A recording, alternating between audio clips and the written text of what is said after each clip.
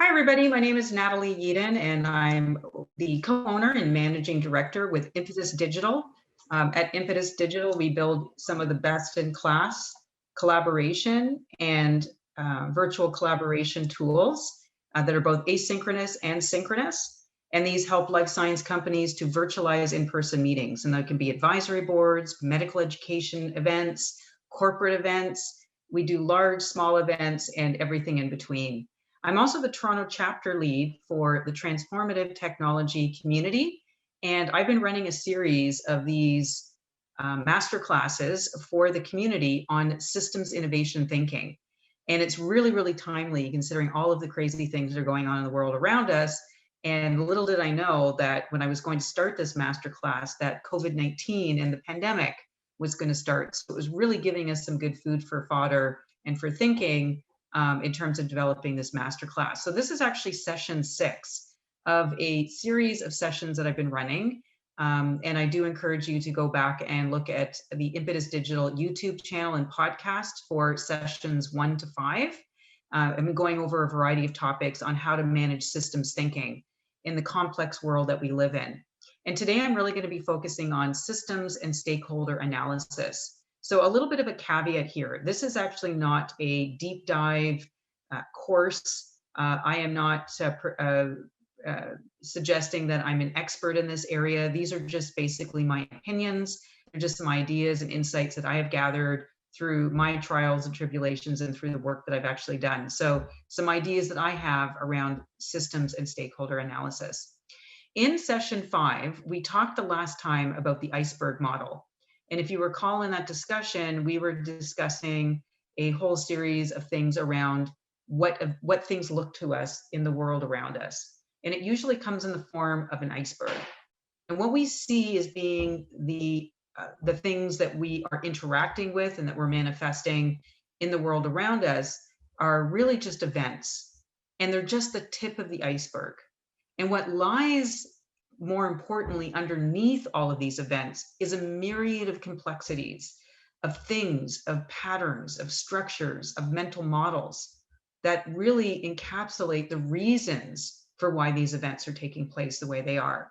So whenever we actually interact with these things around us, we have to keep in mind that they're only the tip of the iceberg, and there's many other things and items that we need to be considering in this process.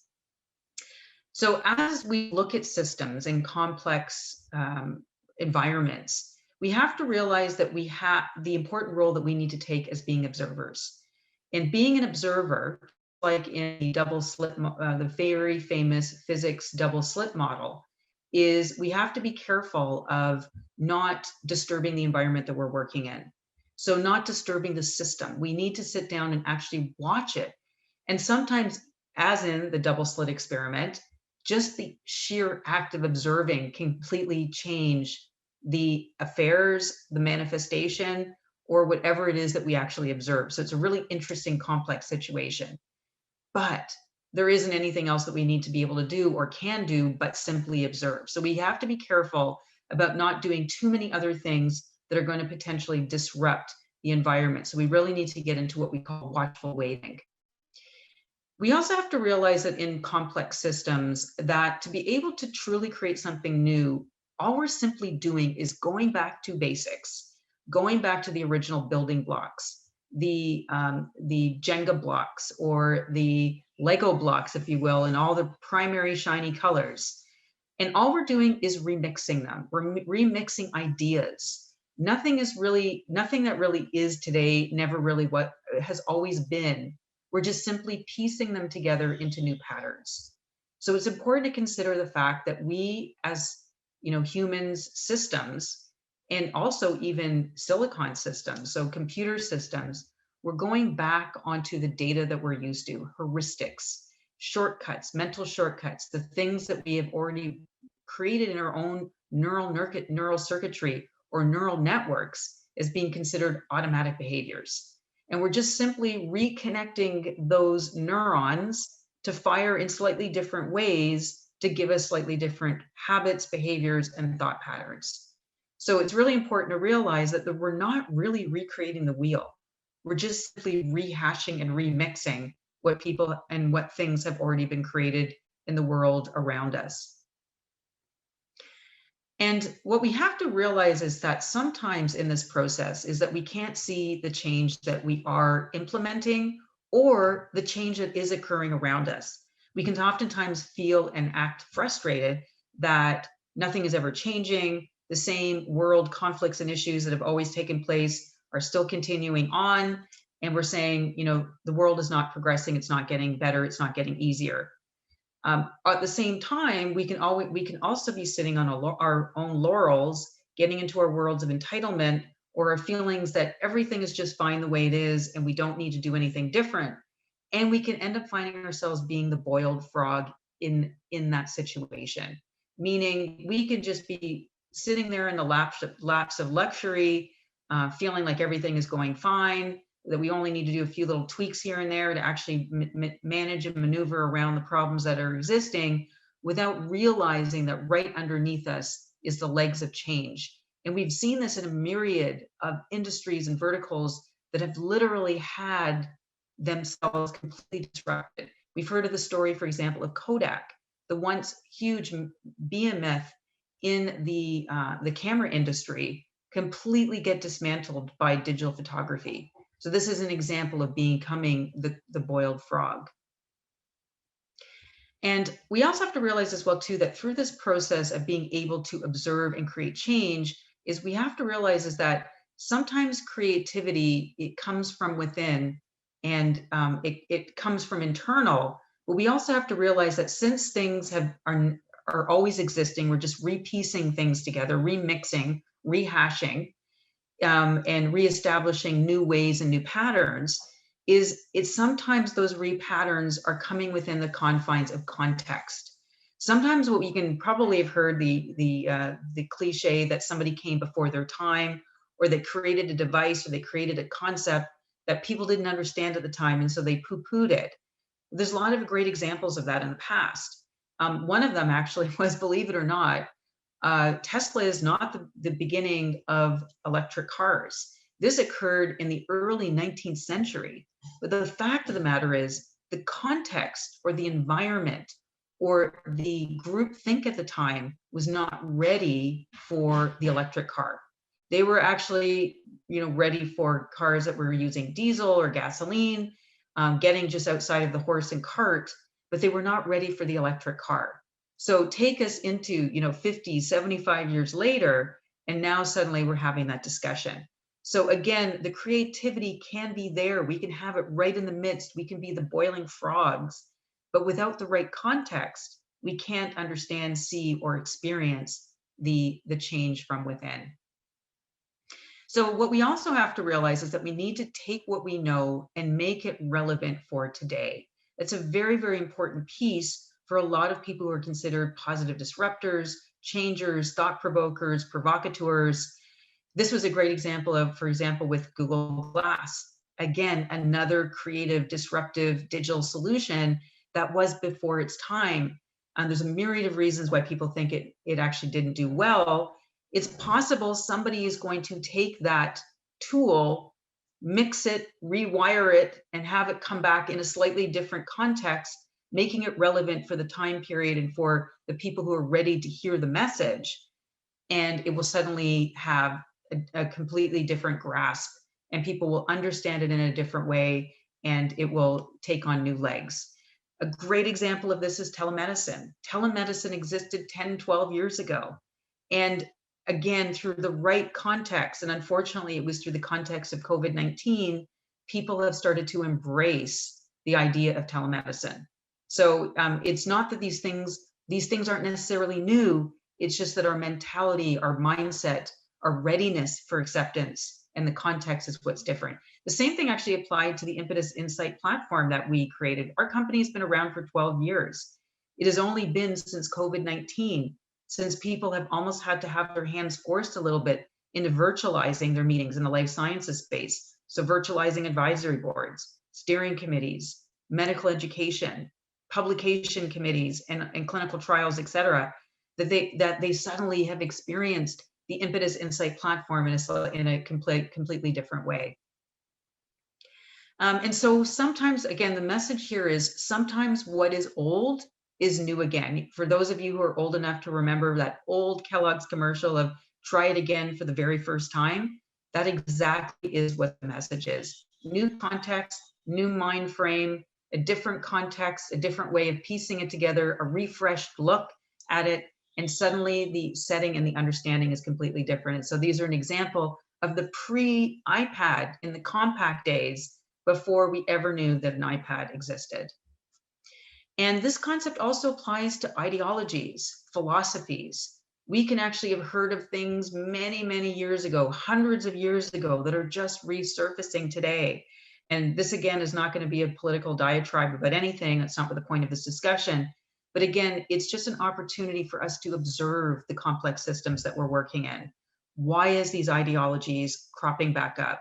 Where did they stem from? What were the original? When it first came up, what did it mean, and what does it mean today? And why is it resurfacing in the way it is today with the myriad of other events that are taking place? So it's important to understand that we are merely blips in a very evolving, highly complex system of intersecting networks. If anybody has ever seen the complexities of a neural network or a computer algorithm, or ever saw a computer simulation of the way brain neural circuitry is, you will understand this analogy. And that is, there are millions and billions of pieces of data and information that are cross-roading and cross-linking and interacting and building up and deleting and editing everything that's going on in our world. The reason we don't see a lot of it is in the psychology terms, we call this unintentional blindness. It is an opportunity and ability for our brain to only use its very small, narrow window of focus and attention and energy on the things that we need to learn, or that are going to be most troubling, or that may impact our survival. So again, the fight or flight response, because full igniting of the cerebrum is very energy depleting, and our brains are lazy. They need to conserve energy because they require so much. So unintentional blindness is an adaptation that our brain uses to only focus on the key things that are important. So all of these ramifications and networks and issues and people and ideologies and philosophies float around us, and we only focus on the things that A, we truly believe in, B, that really are going to imminently impact us either positively or negatively, or something that is consuming and we're learning about it. But these things are going on all around us in every which way. Now, the interesting thing is, especially in light of what's happened recently, the political debates, the recent presidential election in the US, the economic upheavals, social distress, everything that's been going on since COVID-19 and before, social inequities, is we're sort of in this new world, or this new melange of ideas that are clashing in almost like a barricade, a storm that has come together, and we're in a complete mashup right now. And what I actually oftentimes call this opportunity for people to realize that there are multiple versions to the truth. Just like the quantum physics concept about there being a myriad of possibilities and probabilities, and then when you make a decision, you're clicking in on a choice and you're manifesting whatever that is. We're in a melange of possibilities that actually you can have two people looking at the same thing and seeing something completely different. So in this melange of opportunities and ideas, there is actually multiple versions of reality and multiple versions of the truth. And I think this is what we're seeing in the split of ideas, concepts that are all over this. The problems are so large that sometimes we have to have stagnation, or failure is often a common factor. So the COVID-19 pandemic is a great example of something that is so huge, so global, so horrifically pandemic across the globe, with a myriad of these complex intersections, and trying to skate that fine line between economic recovery and managing and maintaining the health of the most vulnerable and of the citizens of our global societies. And so we're seeing these, upsurgings and these second waves and these different types of programs and politics and ideologies around lockdowns versus opening up the economies, to, and everything in between. And what we're seeing is these upsurgings of COVID-19 cases and deaths and all sorts of things. So as we're trying to figure out the complexities of the networks and the fine skating between finding the right balance, is we're seeing sometimes these factors and these failures sometimes are happening. Issues and solutions need to be studied over time. We have to realize that these things are not going to disappear overnight. The social unrest, the injustices, the inequalities, the disparities of perspectives are not going to change overnight. They're not going to happen after a new US president comes into power. These are things that have to be studied over time. They can be successful, and as we've just mentioned, they can be dire, they can stagnate, or they can be just complete absolute calamities and disasters. And so when we think about things like the Obamacare, who's to say that this is something that may not resurge in a different way, just like the Google Glass or the compact computer as an iPad? Maybe it will have a refreshed look, new marketing, slightly different and modified wording, caveats, terms and conditions that suddenly will allow it to resurface in a new, refined, and adaptable way that maybe a larger more people with the right context may actually want to embrace. So again, the opportunity to be able to study and be able to do some quick pivots, changes, reviews, experiments, and then continue to make these changes. This is, again, a great example of an agile environment and how to actually modify the way we do things. One must consider all the influencing factors. So taking a look at planning ahead. You see this actually with very successful chess players. You see this with amazing strategists and big companies, being able to take a look at 5, 6, 7 steps ahead to make sure that they've looked at every different caveat, scenario, opportunity, and that they actually have wargaming opportunities, abilities to determine what their plans of action are, despite whatever is going to be transpiring. Systems analysis requires multiple skill sets, specifically the skills of people who have artistry, who can actually look at things in very creative ways, who can take those little Lego blocks in the myriad of primary colors and plug and play and put them together in new ways. Not that those Lego blocks are different or imaginative. We're just taking what currently exists and reconnecting them to make something new. So that is, again, the skill set of an artist. But it also requires the skill set of being a journalist, somebody who's going to be able to surgically and forensically look at the details, go in, do the fact checking, and also be able to ask the right questions. All the big ideas start with the great questions. All the great, hairy, audacious conversations start with an important inquiry. And we should incorporate the opinions of multiple experts. They are going to have a disparate view. They're going to have a variety of ways they look at things, look at the world. They have a different take on how they speak about it, different language, and they actually see things very differently. This is really the premise behind the Impetus Insight platform, by the way. We call this the law of requisite variety, making sure that we're incorporating people like absorbers, thinkers, learners, people across the myriad who are going to be at the board, who are going to be at the table. And then we are not afraid to be able to have these courageous conversations, not being afraid to sometimes have some healthy debate, to understand that sometimes we're not always going to agree, but we can find the right mechanisms in which to go through a deliberate process, to be able to go through a Delphi technique where we can actually start to gather and build momentum around a consensus. So having diversity in opinions and a variety of functional roles is incredibly important, not only at corporation levels, but within our societal levels as well. Some of the big, desperate issues that are at the table today need to be tackled, understood, observed, and discussed with myriads of people at different echelons, social economic status, gender, functional space, et cetera. We all need to be at the table. And so the question needs to be changed from not what's wrong, i.e. spending all of our time thinking about why it worked in the past, but we need to ask the new smart questions. And that is, how did we get here? So taking the lessons from the past and transposing them into the future or into our current situation and analyzing how we got here. How did we get to the ideologies? How did we get the people that we have? How did we get the leaders that we have? And really kind of piecing that together so that we can learn about the networks, the connections, the issues, so that we can reconnect them into a different way.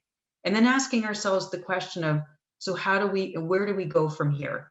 How do we reconnect the dots to create something new?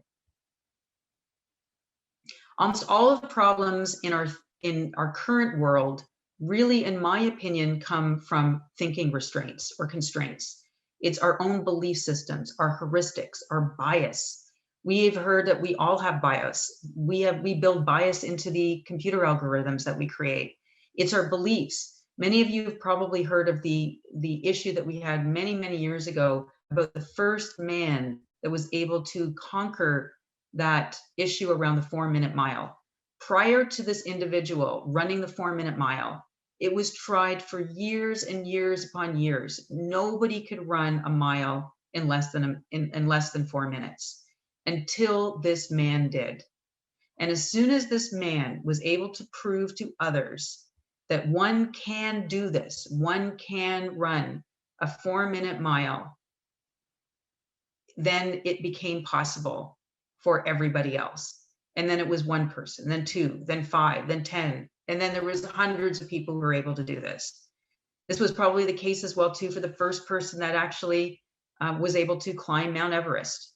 We're seeing this about the first people that landed on the moon. And now we all realize that there's ample opportunity for others. We know that Elon Musk is trying to do the same thing about landing and living on Mars.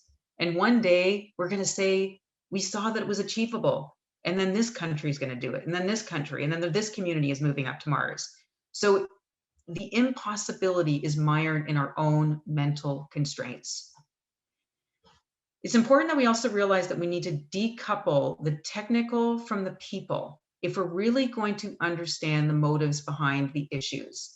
So it's really easy, for example, in the cybersecurity issues that people are just trying to take over the world. They're just wanting to take our information, take it, steal it, do all kinds of dire things, and oh, aren't these terrible people? Without necessarily understanding who these people are. What are they doing with it?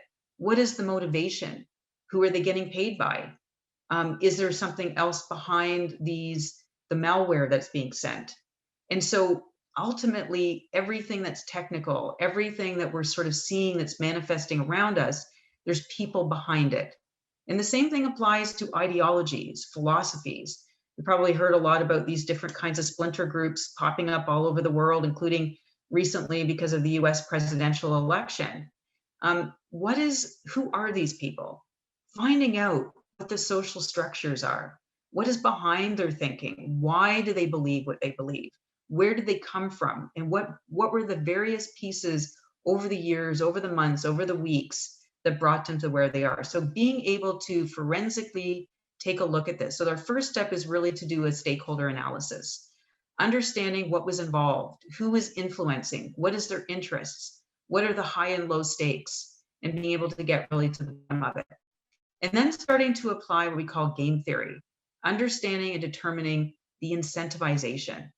I think that a lot of times when we think about incentivization for anybody who's been part of the corporate world, we oftentimes think about how we incentivize our staff members, award systems, bonuses, stock options. For salespeople, it's big, huge bonuses for achieving certain sales financials. But we also have actually heard as well too of in China with the social credit system, being able to game the system so that people will feel motivated to do certain behaviors. It's the same thing that we actually see on our cell phones. It's called the dopamine drip.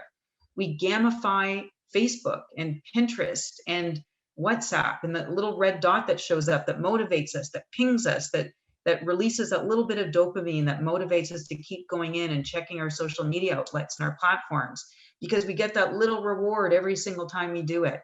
These reward systems are everywhere in the smallest way and in the biggest way. Incentivization. This is actually, you've heard of probably Pavlov's dogs and the conditioned response. It really is part of the Pavlovian thinking. and the whole idea around actualization and the motivation that we have for living our best life. It ultimately comes down to motivating behaviors and demotivating other ones. And it applies also to institutions. So we've heard again about institutions like universities talking about accessibility and education for all, but we also have to be careful about what's rhetoric and what they're proclaiming versus what's happening in reality. So when we think about institutions and corporations, be aware of that iceberg model. What are people proclaiming and what's really going on behind? What's the structures, the mental models, the biases? Where's the incentivizations? Who's paying the universities? Who's paying the professors, the instructors, the administration? Is it local affiliations and governments? Is it external governments? And so being able to understand where the money flows helps one to understand where the rhetoric and the real proclamations are coming from. And so we have to be careful about the rhetoric versus and the proclamations versus what people are really doing. So again, I always use the adage, I don't listen to what people say, I watch what they do. Watch how people vote with their feet. So we had a recent example in Canada where we actually had several different high caliber, high social economic status people who were flying from big corporations, CEOs, et cetera, that were able to mitigate the border control and the regulations they had on having to do 14 days of not having to go out. I'm sorry, I'm losing the word here. Of social isolation when they came back. They were able to mitigate that based on being able to bypass at the government level. Meanwhile, individuals who may not have had the same level of political or corporate clout couldn't go see a sick member across the border. And unfortunately, that loved one died without them actually seeing them. So this disparity and this inequality based on what is proclaimed in the rhetoric versus what actually goes on in the real world. We just have to be aware this goes on all around us. So these situations, again, come down to that iceberg model. What we see as events, what we hear people say versus what really goes on. Ultimately, heuristics, automaticity, belief systems. It ultimately comes down to models, structures, and ultimately this is actually impacted by the incentivization and the money flows. We need to understand these incentivizations. So this is, again, another unfortunate scandal that happened in Canada recently with the We scandal, where the government put in about $500 million into a charity. There was all kinds of other illegal affiliations with the prime minister, and it became a very big scandal. So we have to be aware of incentivization and how ultimately it's the people involved that are part of this myriad and these complex systems. We need to use new incentives to motivate behaviors. So, and so we need to think very carefully about this as we look at the systems, we look at the people around us, the issues, the political structures around us. We need to really think carefully about what these incentivizations are. Everything around climate, we need to think about economic incentives. We need to think about social incentives. How are we doing this? So for example, social entrepreneurs and, for example, the Black Lives Matter movement is how do we incentivize Black and African-American entrepreneurs for being able to come to the table, being able to access, for example, venture capital in a much simpler, easier way? Is there something that can be incentivized at the venture fund? Large venture funds being able to get tax incentives for being able to do something like that, or being able to give up a board seat to somebody who's Black or African American. So really some interesting ideas to think about. How do we incentivize to be able to impact the behaviors and the social structures around us? But when we do these incentivizations, we have to absolutely be careful about something called the Cobra Effect. For anybody who actually knows some of the history, many, many years ago in England, in India, sorry, they had a large outbreak of cobras.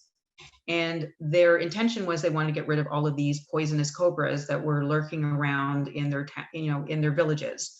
And so what they did is they put a cash reward out to getting a bounty of these dead cobras. So anybody who can come up with dead cobras and being able to show that you're getting rid of all of these cobras so that these villagers can be happy and healthy and not have to worry about getting bitten by a cobra. Well, that's all fine and good. But the issue is people started cultivating cobras so they could kill them and be able to make money on it. And so when you incentivize people for that, they started doing cobra farming. And so we have to realize that this Cobra effect has a lot of effects. We've seen this recently, even with the Amazon drivers recently who were hanging their cell phones in trees because of the incentivization model. That as soon they were able to access rides or deals, and same thing was happening with Uber and others based on proximity for the pickups and deliveries. We see all of these things going on all over the place. We heard recently also even about tow truck drivers and the myriad of scams and schemes that go on with that. And it really has to do with incentivizations, these complex networks of money flow, who gets what, who's doing what, who's telling what to who, and being able to get below the iceberg, the tip of the iceberg, and being able to understand the networks, the incentivizations, the structures, and the connections between people. So ethnographic research, this is something that we should all take wholeheartedly, and it kind of comes back to my original topic, which is we need to get back into the observing place. We need to be able to assess the influences on the behaviors to be able to really determine how we're going to mitigate them. The issue with ethnography is that people will start crying surveillance.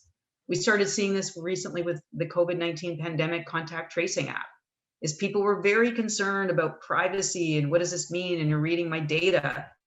We saw this recently even in Canada with a very, very large malls that were using facial recognition software in their information kiosks, being able to read the ages and probably where people were looking at what stores they were going. And these are surveillance mechanisms. And so what is that right balance about being able to manage and monitor and be able to do things positively with these assessments so that we can create new incentives, new packages, even in healthcare, being able to help with population management, being able to do preemptive work and determining how we can do things like harm reduction before things like diabetes and obesity and other sorts of things take place, by being able to ping and pong people to get them to modulate their behaviors without it feeling like a highly surveillant place. We also see these issues coming up with the Amazon factories and these Amazon warehouses, where they've created all kinds of robotics. So much so that people are actually wearing these aprons. They've got these different kinds of tools on their hands and in the buggies where these robots are actually packing, and then the individuals who are in the warehouses are coming in and picking off the carts. They wanted at Amazon to be able to have the sensor that would actually direct the picker's hand to where the tool to get them to pick faster. And again, it came up as a concern about surveillance. So we're really having as a society to really determine the right balance around ethnography and how we do analysis. So just for some food for thought around discussing, especially in light of we just had the political campaign, everybody voted yesterday. The new presidential election is underway. We're doing all the final counting. What does this look like? Who's going to be in power? And there's a whole myriad of issues that are at the table, including the concern of social unrest, of potential civil war, of revolution, of gunfare and warfare, and all kinds of other things that may be happening as a result. And so it really is an important part to ask ourselves today is, how did we get here? So as we think about players like the Bidens and the Trumps of the world, are they just a repercussion or an after effect of the society that we have already fostered and created? Is it really them? Like, what comes first, the chicken or the egg? Is it that Trump or Biden or somebody else that created the society and the divisiveness of the US today? Or are they just simply the aftermath or the repercussion of the society that's been building and bubbling in the background all along? So it's a really important question of taking the historical observance and be able to look at the pieces, go back to basic principles, go back to primaries, and to, I guess I was mentioning, basic principles, and determining how did we get here. And then asking ourselves the question of who are the players involved? As I was mentioning earlier, when we do the ethnographic research and realizing that underneath the iceberg or the tip of the iceberg, it ultimately comes down to people. It comes down to people, how they network, and how they're incentivized to work together. So being able to piece out through primary principles who these individuals are, who are the masterminds, who are the absorbers, the thinkers, the influencers. How did they get there, and why are they considered that way? Are they digital influencers, or are they major newsnet influencers? How do they think differently, and why are they where they are at the table? Are we censoring people? Are we having discussions around who can say what?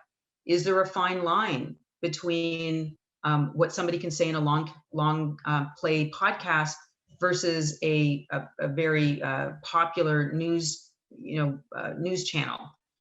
And who's to say about what's going on in the big social media outlets like the Facebooks and the Twitters, on the Googles of the world? How do we manage what is right? How do we teach the algorithms to determine what truth is? As I was mentioning earlier in my discussion, what is truth, except for what the observance of a particular individual? We're looking at a mashup of truths today. Everybody has their own version of reality, and in their own personal way, their version of reality is true for them. And how do we bridge that gap? How do we make sure that your version of reality doesn't infringe on mine and create harm for me? So we need to start asking ourselves about these digital key opinion leaders, these digital outlets. Are they utilities? Who owns them? How are they incentivized? And what do we deem to be the right and wrong way of thinking? And also asking ourselves about the behavior incentives. How are we incentivizing people to do what they do at the governmental level, at the media outlet level? Do these become, as I was mentioning, utilities?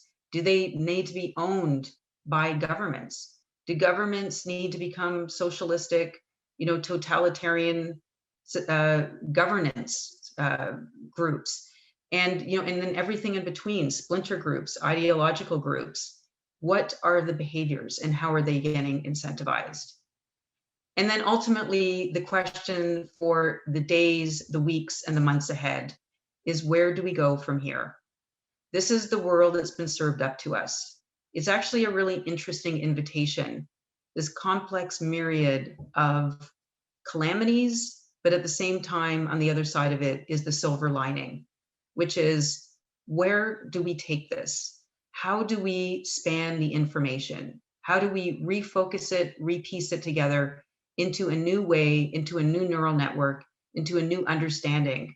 How do we piece people together into fundamental different ways so that they can work, they can be incentivized, and they can come up with a more formidable and more holistic way of working so that we can create and progress as a society and as a universe. So this is ultimately the opportunity that exists for all of us today. How do we redefine flourishing? How do we redefine well-being? How do we get to a place of existential, into a discussion of existential reality, and being able to get beyond some of the basic needs that we have and getting into this next place? How do we start living alongside computers? How do we ensure that we don't become redundant in light of robotics and these robots taking over jobs? How do we ensure that people stay human and that we can enjoy the prospects of humanity, of empathy, of compassion, of what it means to care for somebody and not just treat people like another machine? So there's so many interesting concepts here about what it means to be conscious, what it means to be existing. And and there's going to be a lot of discussion around universal basic income, socialism, taxes. Who's going to be paying for the exorbitant taxes that to pay off debts? There are going to be so many interesting conversations, and so I'm sure there's going to be many more that we will be having here. So that is kind of it for the idea around systems complexity and stakeholder analysis, and making sure that ultimately these are all important aspects to systems innovation. Our next discussion, which is going to be session 7, We're going to be having on December 2nd at 11 a.m. Eastern Standard Time. We're going to be talking about system dynamics and the nonlinear organizational changes. I invite everybody to join our Facebook group. You'll be able to find our slides there as well as the video. And you are also going to be, it's called Systems Innovation for Transformative Technology Community. So you can do a search there and be able to join. So I would love your feedback. Please leave notes. We are going to be posting this on the Impetus Digital YouTube channel as well as on the podcast. We'd love to get your feedback. Please join and subscribe. Please like this. It helps other people to find this algorithm and to find our channel so that other people can hear some of our ideas and our thoughts. For those people who are interested in some of these big, hairy, audacious concepts, thinking beyond the pill in the life sciences space, being able to have discussions around what does the disruptive economy look like? How can we get past our biases? How can we start delving into the incentivizations, doing stakeholder analyses, being able to figure out where do we go from here? Bringing your customers, bringing your colleagues around the virtual table. That's what we do at Impetus Digital. We use the Insight platform to help people to collaborate, to engage, to discuss, and to work together in a way that's safe, healthy, and collaborative with a series of touch points over time. Feel free to click, join us, connect with us, and let us know if you would like to hear more. Thank you so much for your time and have a wonderful day ahead.